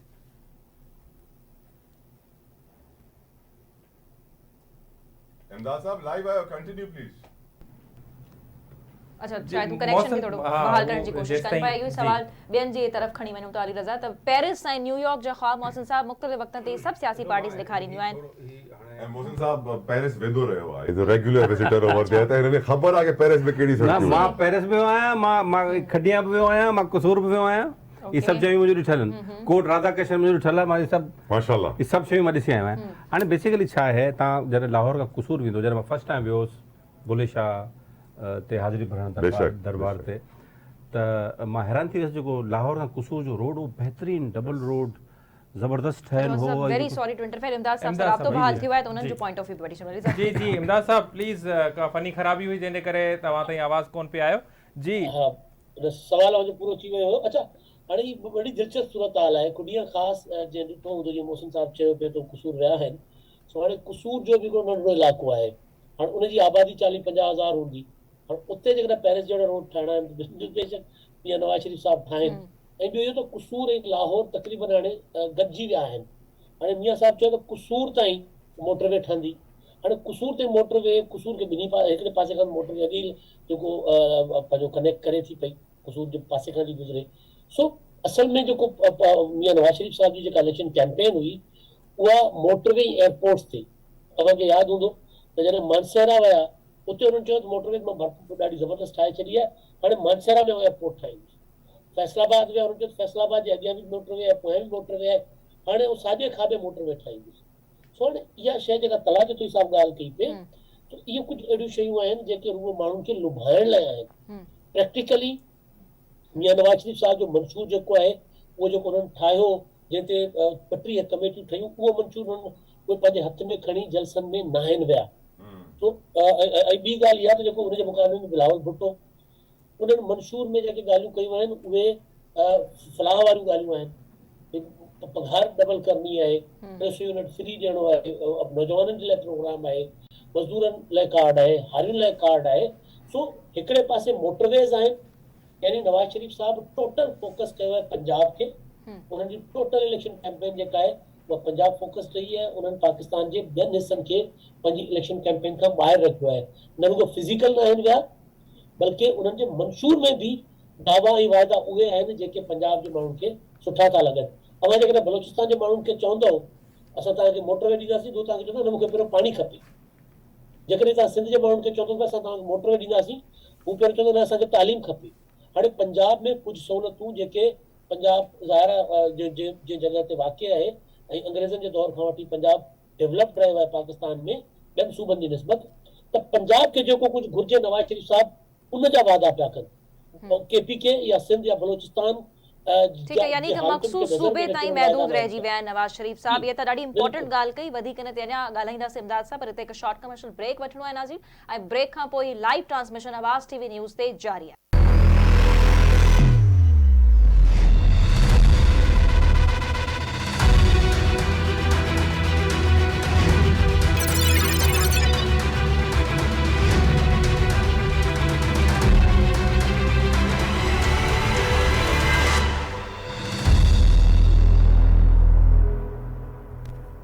जी नाज़रीन, भली कार चंदासीं आवाज़ न्यूज़ जी ख़ुसूसी ट्रांसमिशन में। इलेक्शन के हवाले से ख़ुसूसी ट्रांसमिशन है। आवाम जो फ़ैसिलो कहिड़ो हूंदो इहो त 8 फरवरी ते ख़बर पवंदी। 8 फरवरी ते शाम जो नतीजा अचणु शुरू थींदा ऐं ख़बर पवंदी त आवाम कहिड़ो फ़ैसिलो कयो आहे। आवाम ज़रूर सोचे समझी फ़ैसिलो कंदो, जेको बि आवाम फ़ैसिलो कंदो तो यकीनन बिल्कुल सोची समझी फ़ैसिलो कंदो। ज़ाहिरा आवाम पाकिस्तान जो बाशऊर आहे, हिन में को शक कोन आहे त हू मुख़्तलिफ़ वक़्तनि ते असीं बाक़ाइदा ॾिठो आहे त आवाम कीअं रोडनि ते बि निकिरंदे असांखे नज़र आयो आहे। हिन भेरे ख़ैर ॾिसंदासीं त हू छा फ़ैसिलो करे थो ऐं कहिड़ी पार्टी खे वोट करे थो। मोहसिन साहब, कमिंग टूवर्ड्स यू, ख़ैर इन खां अॻु में असीं ॻाल्हि कयूं पिया, गॾो गॾु असां सां टेलीफोन लाइन ते मौजूदु आहिनि इस्तेहकाम पाकिस्तान पार्टी जा कारकुन महमूद मौलवी साहब। उन्हनि खां बि कुझु सवाल कंदासीं त हू हिन भेरे उनजी एक्साइटमेंट लेवल किथे आहे ऐं इलेक्शन में तमामु थोरो वक़्तु रहिजी वियो आहे। हू हिन भेरे पहिरियों दफ़ो ज़ाहिरा IPP पार्टी जेका हिन वक़्तु आई आहे उहा पहिरियों दफ़ो कंटेस्ट कंदी इलेक्शन। सो तव्हां ॾे अचण खां अॻु में मोहसिन साहब, तला साहब, पहिरियों महमूद मौलवी साहब सां ॻाल्हाए वठंदा। अस्सलाम वालेकुम महमूद साहब, बहुत शुक्रिया आपके वक्त का। अस्सलाम वालेकुम महमूद साहब, आवाज़ आ रही है आपको? जी आ रही है भैया, बहुत शुक्रिया। अच्छा महमूद साहब, कैसे देखते हैं आज इलेक्शन कैंपेन में ख़त्म होने में बाकी दौरानिया में कुछ पल रह गए हैं, 12 बजे के बाद जो है कैंपेनिंग नहीं हो सकती, और IPP ने कैंपेनिंग कैसे किया हम इस पर भी बात करेंगे, लेवल प्लेइंग फील्ड पर भी बात करेंगे और मुकाबले पर भी बात करेंगे कि 8 फरवरी को अवाम जो है वो बाहर ज़रूर निकलेंगे और अपने जो उनके पसंदीदा नुमाइंदगान हैं उनको वो मुंतखब करेंगे। क्या कहेंगे इलेक्शन कैंपेनिंग और लेवल प्लेइंग फील्ड के हवाले से आप? देखिए, लेवल प्लेइंग फील्ड मेरे ख्याल से तो कोई देखें जो कुछ पार्टीज को इशू था, हमें तो किसी किस्म का कोई इशू नहीं था और इलेक्शन कैंपेन भी खत्म तकरीबन होने को आ गया है और अब इंशाल्लाह दुआ करते हैं जो भी अवाम जिसको भी सिलेक्ट करे वो आए और मुल्क की खिदमत करे और अवाम के मसाइल को हल करे। अच्छा, आप अपनी कितनी सियासी पोजीशन को स्ट्रॉन्ग इस बार देख रहे हैं, क्योंकि ऑब्वियसली IPP अभी ये पार्टी आई है, अभी आप जो है ऑब्वियसली कंटेस्ट करेंगे इलेक्शन, आप कितना मजबूत देखते हैं खुद को आप इन इलेक्शंस में? तो इसमें हमारी भी सीटें होंगी, पंजाब में काफी सीटें होंगी और सिंध में भी हम कुछ सीटें निकालेंगे, अल्लाह ने चाहा तो। अच्छा, लेकिन आपको पंजाब का के अगर वोटर की बात करें तो सीट एडजस्टमेंट के हवाले से आपकी बातें ज्यादा तय पा गई थी। आप समझते हैं कि पंजाब का या लाहौर का वोटर जो है वो आपको सपोर्ट कर सकता है? वो वोट अगर करेगा भी तो आपको किन बुनियादों पे करेगा? देखिए, उसकी वजह यह है कि हमारे कुछ जो कैंडिडेट हैं ज्यादातर वो इलेक्टेबल्स हैं, जिन्होंने पिछले इलेक्शन में जीत के आवाम की खिदमत की है और उनके अपने जाती वोट्स हैं। उनको वजरत आवाम उनको देगी। और आवाम का देखिए को इसमें बहुत सारे लोग जो हैं हमारे पुराने पीटीआई के हैं, और पीटीआई के लोगों का जो छोड़ने की वजह ये सिर्फ थी कि हम फौज के खिलाफ नहीं हैं, और हम जो है समझते हैं कि फौज इस मुल्क की रीढ़ की हड्डी है।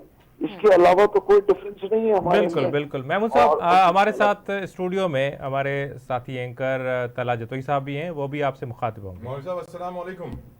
वालेकुम सलाम। मतलब दो बहुत इंपॉर्टेंट क्वेश्चंस हैं मेरे आपसे। मैं एक क्वेश्चन तो रिपीट करूंगा जो पहले भी बहुत दफा पूछ चुका हूं, आज भी पूछूंगा। और दूसरा क्वेश्चन ये है कि मेरी देरीना ख्वाहिश है कि वोटर टर्नआउट 70-80% हो। ये कैसे मुमकिन होगा कि हम 12 करोड़ 85 लाख लोगों को उनकी जिम्मेदारी का एहसास दिलाएं और उनसे वोट डलवाएं? और दूसरी चीज जो आप हमेशा से कहते आए थे कि इलेक्शंस के रिजल्ट के ऊपर अगर बड़ी जमातों में झगड़ा हो गया, धरना हो गया, एहतजाज की सियासत शुरू हुई तो मार्शल लॉ आएगा। आप अभी भी यही बात करेंगे सर? मैं अभी भी यही बात करूंगा। ये बड़ी सियासी पार्टियों को इलेक्शन के बाद एक दूसरे के रिजल्ट को एक्सेप्ट करना पड़ेगा और करना चाहिए। अगर ये सियासी बड़ी पार्टियां एक दूसरे के रिजल्ट्स को एक्सेप्ट नहीं करेंगी और फिर धरना और रोडों की सियासत होगी तो हम जो है तीसरी कुव्वत का आना मजबूरी हो जाएगा। अब वोटर टर्नआउट का जवाब भी दे दें। वोटर टर्नआउट का जो टर्नआउट है मैं नहीं देख रहा हूँ कि 40% से ज्यादा निकलेंगे, बल्कि मैं तो दुआ कहूँगा ये 50 कम से कम 40% इससे 50%। क्यों नहीं निकलेंगे 40%? क्यों आपको ऐसा लग रहा है? देखिए, उसकी वजह यह है कि पास्ट हिस्ट्री को देखते हुए लेकिन लोग अब जो है ज्यादातर लोग बेजार हो गए हैं ये सियासी स्लोगन से, और इलेक्शन से भी लोग कहते हैं कि हमें कुछ फायदा हासिल नहीं हुआ। इसलिए सालों देखे ना, मैंने कई इलेक्शन देखे, लोग कम से कम होते जा रहे हैं, ज्यादा नहीं हो रहे। अच्छा महमूद साहब, मेरा एक सवाल है कि वोट देना एक कौमी जिम्मेदारी है। क्या हमारे मुल्क की जो पार्टियां हैं वो कन्विंस नहीं कर सकी पाकिस्तान के वोटर्स को कि वो निकलें और वोट डालें? हाँ, देखिए, ये बहुत सी चीजें आप सही कह रही है कि कह रहे हैं कि कौमी जिम्मेदारी है। देखिए, हमारी कौमी जिम्मेदारी तो ये भी है ना कि हम जो है ट्रैफिक के सिग्नल को ना तोड़े। हमारी कौमी जिम्मेदारी ये भी है कि हम नालों में खुद कचरा ना फेंके। मगर आप ये देखें कौन कौमी जिम्मेदारियां लेता है? जिस गली में लोग रहते हैं वो अपने घर से निकल के सामने नाले में कचरा फेंक देते हैं। उनको ये भी एहसास नहीं होता कि कुछ महीनों बाद जब बारिश आएगी तो ये जब नाले ब्लॉक होंगे तो उन्हीं के घरों में है। सही। तो हम मतलब सोशल रिस्पॉन्सिबिलिटी की जरूरत है। बहुत शुक्रिया महमूद साहब, आपने हमें टाइम दिया। जी अच्छा, पंजाब मुझे सवाल आए तमाम बिन्ही पैनलिस्ट का जेके तमाम सां मौजूद आयो हिन वक्त पंजाब जी इमदाद साहब भी सां गॾु मौजूद आहिनि। पंजाब ते थोड़ी देर अॻु में भी ॻाल्हि कयूं पिया। ज़ाहिर मुख़्तलिफ़ सियासी पार्टीज़ जा पंहिंजा हू पाण खे ऑब्वियसली डिफेंड कंदा, पंहिंजे लाइ ॼाणींदा त हुननि खे वोट पवंदो। हाणे Punjab is the battle ground ऐं सॼी सियासी पार्टी जी जेकी नज़र आहे उहा पंजाब जी सीट से त आहे ई आहे। पंजाब में छा सिर्फ़ तव्हांखे हिन वक़्तु नून लीग ई स्ट्रॉन्ग पंहिंजो पोज़ीशन इख्तियार कंदे नज़र अचे पई ऐं पीपल्स पार्टी जी जेकॾहिं सियासी पोज़ीशन जी ॻाल्हि कयूं त उहा थोरो सो डगमगाईंदड़ आहे पंजाब में स्पेसिफिकली? मोहसिन साहब जी, अपैरेंटली यस, नून लीग जी पोज़ीशन काफ़ी बहितर आहे ऐं नून लीग पंजाब जी सभिनी खां वॾी पार्टी थी इमर्ज थींदी ऐं हुनजो सॼो फोकस जेको तक़रीबन 80-90 सीटुनि जो आहे, 80 सीटुनि जो आहे, उहो पंजाब आहे। बल्कि हू त 100 क्लेम कनि था। हाणे पहिरीं 121 ते बीठा हुआ राणा सनाउल्ला साहब ऐं उनखे हू घटि करे हाणे 100 ते बीठा आहिनि, पर हू चवंदा 100 तो हमारी कंफर्म आहे। इहो एहसान इक़बाल जी स्टेटमेंट बि हुई। तंहिंजे करे हाणे उनजो सॼो फोकस पंजाब जी सीटूं खणण ते आहे, तंहिंजे करे उनजी स्ट्रेटजी बि आहे हुई। पर बहरहाल 80-90-80 खनि सीटूं पंजाब मां अचणु नून लीग जे लाइ घणो ॾुखियो कमु मूंखे नज़र नथो को हूंदो हुननि जे लाइ। डिपेंड्स पीटीआई जो वोटर केतिरो ॿाहिरि निकिरे थो, पंहिंजे उम्मीदवारनि लाइ केतिरो ॿाहिरि निकिरे थो, पीटीआई केतिरो माण्हुनि खे मोबिलाइज़ कयो आहे। सराइकी बेल्ट ते सॼो आहे जहिड़ो। सराइकी बेल्ट जूं जेके सीटूं आहिनि, जेके 30-40 सीटूं आहिनि, 40 खनि सीटूं सराइकी बेल्ट जूं, उन ते कॉम्पिटिशन आहे, उते पीपल्स पार्टी उन्हनि जे साम्हूं ठीकु ठाक चैलेंज कयो बीठी आहे ऐं पीपल्स पार्टी हिन भेरे सराइकी बेल्ट मां ऐं सेंट्रल पंजाब जे कुझु पॉकेट्स मां, ठीकु आहे, पोटवार रीजन मां पीपल्स पार्टी खे सीट मिलणु ॾुखियो आहे, सवाइ राजा परवेज़ श्रफ जी जेका सीट आहे गुजर खान वारी उहा आहे। तलागंग मां शायदि हाणे जलसो तमामु उते वॾो थियो आहे, हुते हिकिड़ी सीट निकिरी सघे थी। सरगोदा में जेके तस्नीम आहिनि, भलवाल मां हिकिड़ी सीट जेका आहे चंद साहब वारी ठीक है। आहे, अच्छा, तो ये हिन सीटूं वक्त हुननि जो काफ़ी स्ट्रॉन्ग होल्ड ठीक, आहिनि ठीक। हुननि मौसूद जा। साहब, कमर ज़मान कायरा साहब असां पीपल्स पार्टी जा जेके सीनियर रहनुमा आहिनि मौजूद आहिनि। अस्सलाम वालेकुम सर, आपको आवाज़ आ रही है मेरी? जी वालेकुम बहुत बहुत शुक्रिया आपका टाइम देने के लिए। सर, इस वक्त ऑब्वियसली कैंपेन का वक्त खत्म होने को है, ये आखिरी मराहल में हम सब दाखिल हो जाएंगे इलेक्शन के। तमाम सियासी पार्टीज की एक्साइटमेंट लेवल भी नजर आ रही है। किस तरह से आपके इलेक्शंस होते हुए नजर आएंगे और आपको अगर इस बार वोटर वोट दे रहा है तो वो किन बुनियादों पे देगा? हाउ कॉन्फिडेंट आर यू? वोटर्स ने पिछले 2 हुकूमतों को देखा है जो 2013 में हमारी गवर्नमेंट खत्म हुई और जिस तरह हमारे खिलाफ एक प्रोपेगेंडा करके पहले एक गवर्नमेंट इंस्टॉल हुई, फिर दूसरी इंस्टॉल हुई और उसको तसलसल से लोगों ने फेलियर्स देखे हैं। अच्छा। फिर मौजूदा जो गवर्नमेंट थी हमारी कोalition की पिछली, उसमें भी हमारी परफॉर्मेंस लोगों ने देखी है और लोगों को ये समझ आया है कि पीपल्स पार्टी बेसिकली मजदूरों की, किसानों की, नौजवानों की उम्मीद है। हमेशा इसने डाउन ट्रॉडन तबकात को, गरीब लोगों को हमेशा सपोर्ट किया है। लिहाजा उस बुनियाद पे और सबसे बेहतर मंशूर भी हमने दिया है। 10 साल में लोगों ने ये भी चेक कर लिया जो नारे लगा के आए थे वो क्या थे। उस बुनियाद पे लोग अब वापस अपने जो ओरिजिनल पार्टी है उसकी तरफ वापस आ रहे हैं। अच्छा सर, पंजाब में कितनी सीट्स आप जीतने के पुरुमीद हैं इस बार? कितने कॉन्फिडेंट है इस हवाले से कि पंजाब में आप कितना अपना स्पेस बना पाएंगे, कितना वोटर आपको वोट कर सकता है? बहुत बेहतर परफॉर्म करेंगे। We'll give इंशाल्लाह सरप्राइज। आप पंजाब में सरप्राइज देने वाले हैं आप? जी, कोई सवाल है? मौसम साहब। कायरा साहब, एक बहुत इंपॉर्टेंट क्वेश्चन है। मेरी ख्वाहिश है कि वोटर टर्नआउट 70-80% हो। आपकी नजर में कैसे मुमकिन है और आज अगर वोटर टर्नआउट आपकी नजर में कितना होने वाला है आने वाले इलेक्शंस में? मुझे तो 50% से कम होता नजर आ रहा है। वजह सर? मुझे तो मतलब इतना ज्यादा हाई टर्नओवर नजर नहीं आ रहा। वोटर क्यों मोटिवेटेड नहीं है सर? मोरल डाउन क्यों है वोटर का? इस पूरे इलेक्शन कैंपेन के अंदर वो माहौल नहीं बना जो माजी के इलेक्शंस में रहता था। अब नेचुरली कुछ और मीडियम भी आ गए हैं, कैंपेन के मोड आ गए हैं, जिस तरह सोशल मीडिया है या दीगर हमारे पास रिसोर्सेज हैं, लेकिन लोगों के अंदर वो जज्बा, वो जोश नहीं था। और पीटीआई के जो इस वक्त सूरत हाल है वो भी एक वजह है। हालांकि पीटीआई के साथ जो कुछ हो रहा है वो उनके अपने कर्मों जर्मों का फल है। उन्होंने खुद वो अपने लिए वो खड्डे खोदे हैं जिसमें खुद भी गिरे हैं और बाकी सारे मुल्क की सियासत को भी उन्होंने फंसा दिया है। लेकिन वो भी एक रीजन है। लोगों का सियासी अमल के साथ या उसके ऊपर ट्रस्ट जितना होना चाहिए मेरी नजर में वो नहीं है। अच्छा, जो इस बार पीपल्स पार्टी ने सरकारा कैंपेन लीड की है उसकी सब इस वक्त तो तारीफें करें कि सबसे ज्यादा जो कैंपेन पीपल्स पार्टी ने बड़ी जबरदस्त किस्म की स्टार्ट की और उसका अख्ताम भी बड़े अच्छे से वो करते हुए नजर आ रहे हैं।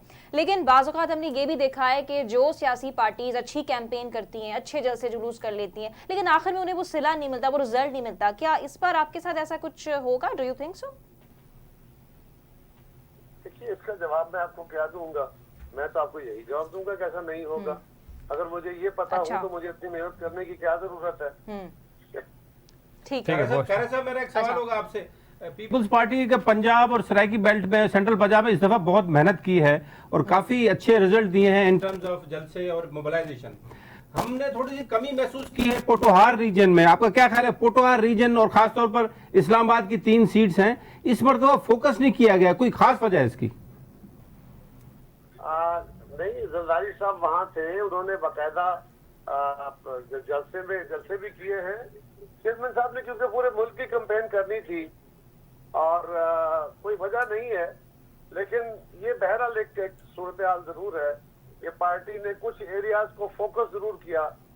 पीपल्स पार्टी को पंजाब में चैलेंजेस तो हैं, इसमें तो कोई शक नहीं है, लेकिन जो हमारी बेटर पॉकेट्स हैं वहाँ पे ज्यादा कंसंट्रेशन हुई, जहाँ पे निस्बतन हम समझते हैं कि वहाँ जरा सूरत हाल बहुत अच्छी नहीं है।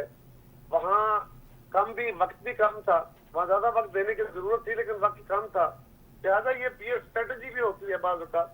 तो ठीक है, ऐसी सूरत है। ठीक है, बहुत शुक्रिया कायरा साहब, आपने हमें टाइम दिया। इमदाद साहब, तव्हांजी तरफ़ ईंदो, मुक़ाबलनि जी ॻाल्हि कयूं त NA 151 आहे, 151, मुल्तान NA 127 आहे ऐं NA 130 आहे। इन ते कीअं था ॾिसो? बिलावल साहब बि आहे मुल्तान वारे ते, अली मूसा गिलानी ऐं महिरबानो NA 127 वारो पुछी वठो NA 127 ते तव्हांजो बिलावल वर्सेस अताउल्ला तारण ऐं अफजल खोखर साहब as an independent candidate contest कनि पिया। इमदाद साहब, NA 127 ते बिलावल भुट्टो सरप्राइज़ ॾेई सघनि था, मुक़ाबिलो सख़्तु आहे। पीपल्स पार्टी जी हिते पंजाब में उन क़िस्म जी, ख़ासि तौर ते लाहौर में उन क़िस्म जो वजूद न हुयो, पर उन जे बावजूद बिलावल वॾो रिस्क खयो आहे, उनजी महिनत ॾाढी थिए पई। हाणे इहो चवणु त छा बिलावल इहो खटे वेंदो तक, इहो थोरो ॾुखियो हूंदो, पर जेके कुझु सोर्सिस आहिनि, कुझु ज़रिया आहिनि जेके उते इन ग्राउंड ते जेकॾहिं असां वञी ॾिसूं पिया त पीपल्स पार्टी जी इलेक्शन कैंपेन तमामु बहितर आहे मुस्लिम लीग नून खां, ऐं जेको खोखर साहब आहिनि PTI जा हिमायत याफ़्ता, उन्हनि खां वधीक बहितर आहे उन्हनि जी पीपल्स पार्टी जी इलेक्शन कैंपेन। इल्ज़ामात हया आहिनि कि पैसो थो हले, धांधली थी थिए, हे थो थिए, क़ुरान ते हल्फ़ था वठनि, हुननि में केतिरी सदाकत आहे साईं? ॾिसो, जॾहिं छापो हयो अता तारण प्राइवेट फोर्स थी, त पोइ उन्हनि खे जेकॾहिं उन्हनि ते शनाख्ती कार्ड हथ कया त ॾोकर बि हथ कंदा, पैसा जेके उते विरहाया विया पे। सो इहो मुंहिंजो ख़्यालु आहे हिकिड़ो इल्ज़ाम आहे। हाणे उहो इल्ज़ाम इलेक्शन कमीशन उन ते तहक़ीक़ात करण लाइ कमेटी ठाहे छॾी आहे, इलेक्शन कमीशन ठाही थी। असल में इहो इल्ज़ाम ज़ाहिर आहे हिकिड़ो कमज़ोरी जी निशानी पियो लॻे, छाकाणि मुस्लिम लीग नून खे इहो ख़्वाब ख़्याल में बि कोन हो त को बिलावल भुट्टो एॾो टफ टाइम ॾींदो। अली मूसा वारो जेको तक आहे मुल्तान वारो, उहो इंटरेस्टिंग तक आहे। अली मूसा मूंखे लॻे थो त वॾे मार्जिन खां खटी ईंदो, छाकाणि अली मूसा जो जेको तर्ज़ ज़िंदगी आहे, माण्हुनि खां उथण वेहण आहे, उहो ॾाढो पंहिंजो मेहनती क़िस्म जा माण्हू आहिनि। ऐं जिथे बि मुल्तान मां जांच कई, कुझु दोस्तनि खे फ़ोन कयो त हुननि ॿुधायो त हू जेकॾहिं को ॿार बि हुन वटि हली ईंदो आहे, जो कमु हूंदो आहे त हुन सां थाणे ते वञिणो हूंदो आहे, थाणे हलियो वेंदो आहे, ऐं कंहिं ऑफिस वञिणो हूंदो आहे, ऑफिस हलियो वेंदो आहे, ॿारनि सां गॾु क्रिकेट खेॾणु, गिटियुनि में वेही चांहि पीअणु। सो हुन पंहिंजी इलेक्शन कैंपेन हुनखे ज़रूरत बि कोन हुई। ऐं एतिरे ताईं मूंखे फीडबैक मिलियो अली मूसा लाइ त मुस्लिम लीग नून जो वोटर भी अली मूसा खे वोट ॾींदो, PTI जो वोटर भी अली मूसा खे वोट ॾींदो। ठीक आहे, यानी 130 ते भी क्विकली तजियो ॾेई वठो, जीअं पंहिंजो सभिनी असां तकनि खे जेके मखसूस चूज़ कनि उन ते तव्हांजो अची वञे ऑब्जर्वेशन। इन 130 ॾिसो मुक़ाबिलो आहे, पर नवाज़ शरीफ़ साहब मुंहिंजो ख़्याल क्लियर आहे, नवाज़ शरीफ़ साहब खटे वेंदा। उन सबबु इहो आहे त ॾिसो न, हींअर ई ॾिठो पे ट्विटर ते ब्रेक दौरान त हमाद अज़हर उन्हनि ट्वीट कयो आहे त जेकॾहिं असांजा जेके एजेंट आहिनि, पोलिंग एजेंट, उहे ॿी पार्टी जे नाले सां बि पोलिंग एजेंट थी वञनि। सो जीअं पॉलिटिकल पार्टी वटि पोलिंग एजेंट न हुजनि या उन्हनि खे इन मुश्किलातुनि जो सामनो ॾियणो पए, सो उहा पॉलिटिकल पार्टी नवाज़ शरीफ़ साहब जे तक में कीअं कॉम्पीट कंदी। नवाज़ शरीफ़ जो हिकिड़ो नेटवर्क आहे, जीअं मोहसिन साहब चयो पियो त इलेक्शन हिकिड़ी साइंस थी वई आहे, उन साइंस तहत नवाज़ शरीफ़ साहब जेके आहिनि उहे पंहिंजी इलेक्शन विढ़ंदा ऐं खटे वेंदा। यास्मीन राशिद जेल मां वोट खणी वेंदी, पर खटे नवाज़ शरीफ़ ईंदा।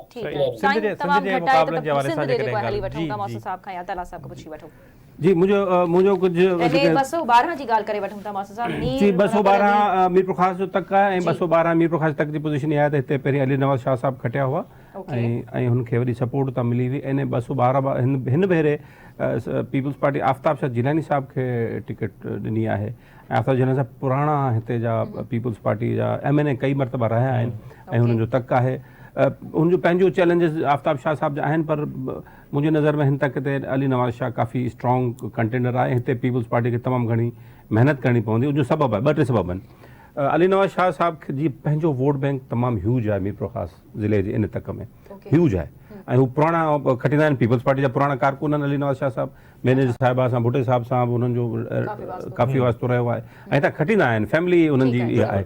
पर प्रॉब्लम इहो आहे त मीरपुर ख़ास शहर जो MQM जो वोट, उनखां अलावा पंजाबियुनि जो वोट मीरपुर ख़ास में ऐं GDA जो वोट, इहे सभु जेकॾहिं गॾिजी वञनि था त इहे पीपल्स पार्टी जे लाइ मुश्किल पैदा करे तव्हांजो बि साॻियो ख़्यालु आहे, यानी 212 जे लाइ मीरपुर ख़ास जी जेकॾहिं ॻाल्हि कयूं। मां हिन हल्के खे स्टडी कयो कोन्हे त इनखे आउं कमेंट बि न करणु चाहींदुमि। ठीक आहे, न छो त पीपल्स पार्टी वर्सेस ॿियो इंडिपेंडेंट तौर ते सईद अली नवाज़ शाह साहब। खैर ठीक आहे, अॻिते वधूं था, ॿिया जेके तक आहिनि ऐं कराची ते तव्हां खां मां थोरो यकीनन कराची डिस्कस करे सघूं था। NA 190 जी ॻाल्हि करे वठूं मोहसिन साहब, एजाज़ हुसैन जखरानी वर्सेस मोहम्मद मियां सुमरो, यानी एजाज़ साहब त ऑब्वियसली पीपल्स पार्टी में इन्हनि जे विच में केतिरो तगड़ो मुक़ाबलो बिल्कुलु तगड़ो मुक़ाबिलो आहे, पर प्रॉब्लम इहो थी वियो आहे हिन तक ते त एजाज़ जखरानी साहब खे पोइ दफ़े हरायो ज़ाहिर हुन में 2018 में PTI जी स्ट्रॉन्ग सपोर्ट हुई, उहा मोहम्मद मियां सूमर खे मिली जेका हिन भेरे न मिली सघंदी। ॿी ॻाल्हि इहा त उते जेका सूमर कम्यूनिटी आहे उनजा वोट जेके अधु विरहाइजी विया आहिनि, जखराणीनि जा वोट जेके थोरा घणा विरहाइजी विया आहिनि उहे एजाज़ खे थोरो नुक़सानु ॾींदा, पर एजाज़ जखराणी साहब हिते थोरा मज़बूत उम्मीदवार इन करे थिया आहिनि। मोहम्मद मियां सूमरो साहब फर्स्ट टाइम हिते इलेक्शन विढ़ी इन इलाइक़े में, ऐं पर कॾहिं वरी मोटिया कोन वापसि, वज़ीर बि थिया, सभु शयूं थियूं, पर मोहम्मद मियां सूमरो साहब पंहिंजे इलाइक़े में माण्हुनि खे टाइम न ॾेई सघिया ऐं इनडायरेक्टली पे तक खे हलायूं, इहो मैटर करे थो। एजाज़ जखरानी साहब पंहिंजे तक में मौजूदु हुआ, चयो वञे पियो थियनि तक ते सख़्तु मुक़ाबिलो, पर मुंहिंजी नज़र में एजाज़ जखरानी साहब 70-30 ऑन दिस तक। सही मुख़्तसर तला साहब इने 242 आहे ऐं 241 आहे, 239 आहे, इते मुक़ाबिलो कीअं था ॾिसो तव्हां? मां हिन दफ़े पाकिस्तान जे इलेक्शंस में वॾी तब्दीली थो ॾिसां, जेका मोहसिन साहब ॻाल्हि कई न हिकिड़ी साइंस आहे ऐं असां हुन साइंस खे फॉलो कंदा था अचूं।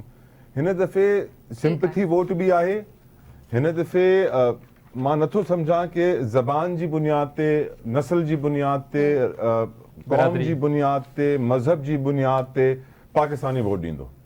मां सम्झां थो हिन दफ़े पाकिस्तानी वोट ॾींदो हिन बुनियाद ते कि पाकिस्तान खे पेरनि ते केरु बीहारींदो। असांजो जेको हाल थी वियो आहे न हाणे, महंगाई, बेरोज़गारी, मुआशी, सियासी, मुआशरती का शइ बची कोन्हे। मां सम्झां थो कि 2008 खां पोइ चौथी दफ़ा असां वोट था ॾियण वञूं, 3 दफ़ा असां हर का शइ ट्राए करे ॾिसी वरिती आहे, सभु पार्टी त अची चुकियूं आहिनि। हाणे सोचणो इहो आहे कि पाकिस्तान लाइ फ़ैसिलो कयो, पंहिंजी पसंदि नापसंदि न, हे न सोचियो कि मूंखे केरु थो वणे, हे सोचो पाकिस्तान खे केरु थो वणे। ऐं मां सम्झां थो छो जे करे नौजवान वोटर्स एतिरा आहिनि जेके एड थिया आहिनि, जेके फर्स्ट टाइम वोट कंदा। हिन दफ़े 44.22% जेको नौजवान वोटर्स आहिनि, त यकीनन उहे नौजवान वोटर सोचे थो कि हाणे मुल्क खे बचाइणो कीअं आहे, हे कोन थो सोचे कि मुंहिंजो लीडर कीअं ईंदो, मुंहिंजो नुमाइंदो कीअं ईंदो। मुल्क खे बचाइण जी ॻाल्हि आहे त मुंहिंजे ख़्याल सां हाणे साइंस जेका आहे न तव्हांजी इलेक्शन वारी, जंहिंमें pre poll manipulation, pre poll manoeuvring, poll day rigging, इहा सभु चेंज थी वेंदी।